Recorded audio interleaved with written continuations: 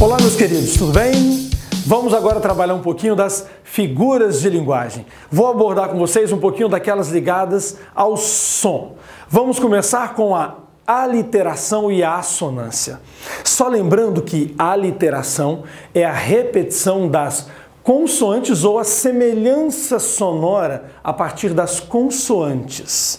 São aqueles fonemazinhos que se assemelham, provocando sons que geram identificação. A assonância já é a repetição, aquela semelhança das vogais. Beleza? Então, olha só. Nesse verso, auriverde pendão de minha terra, que a brisa do Brasil beija e balança, de Castro Alves.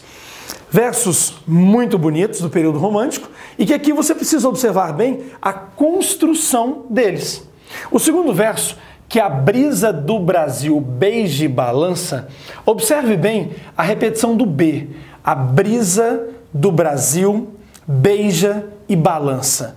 Uma primeira vez, uma segunda, uma terceira e uma quarta. E um detalhe importante é que há uma tonicidade nessa repetição, nessa recriação sonora, reforçando a ideia da aliteração. Veja bem, ó, brisa do Brasil beija e balança. Mas não é só aqui que nós identificamos. No próprio uso do R também há essa repetição que reforça o som, o uso constante do som.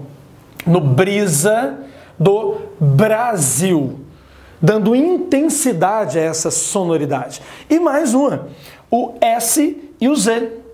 Quando você assemelha esse som através do fonema, recriando ou elaborando, produzindo uma repetição desse som.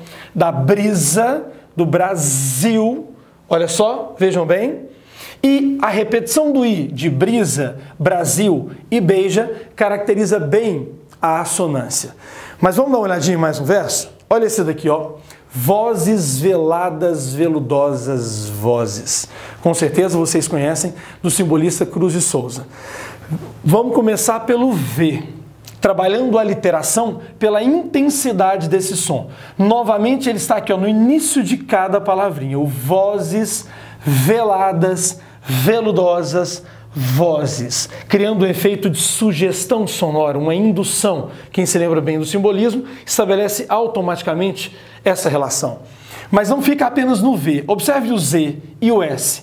O vozes, o Z e o S, o veladas, o veludosas vozes. Novamente uma semelhança sonora muito forte. Uma proximidade e criando uma constância do som. E nesse caso, a assonância se apresenta pela repetição do O variadas vezes, na primeira palavra, na terceira e na quarta, criando uma constância do som.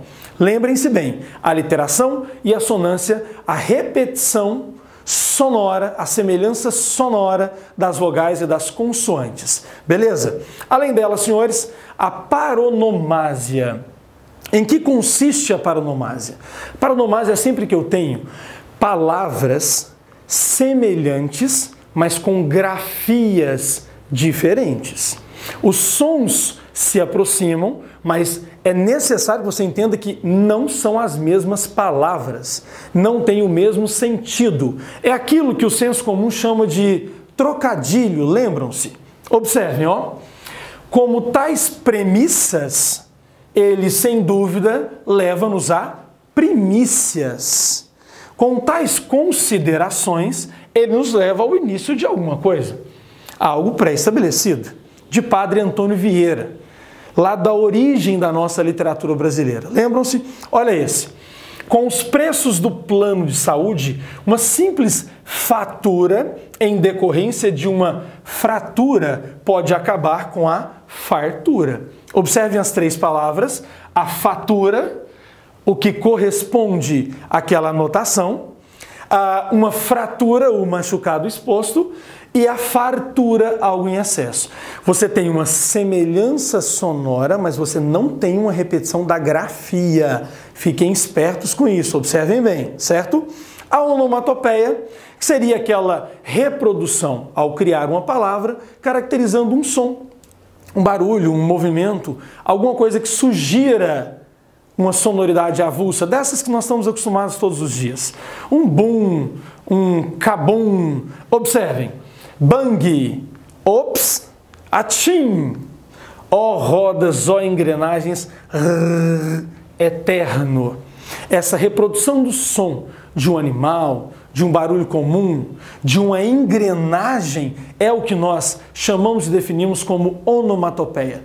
Perfeito, senhores? Um grande abraço e até a próxima.